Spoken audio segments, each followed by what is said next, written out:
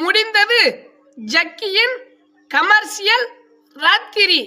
சிவராத்திரி என்றால் கையிலேயே பிடிக்க முடியாது இந்த சின்ராச. ஏன்னா அப்பதான் கிடைக்கும் புது புது ஹீரோயின், விதவிதமான ஹெராயின். சம்போ சிவ சம்போ. அங்க போனா பொண்ணுங்களுடைய வாழ்க்கை அம்போ அது அம்போ.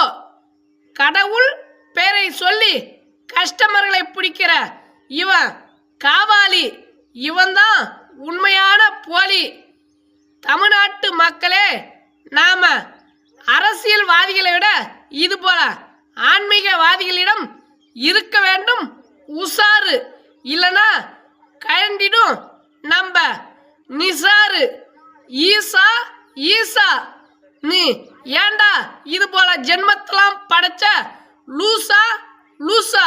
ஏம்பா அவனா லூசு? அவன் காரியக்கார லூசு.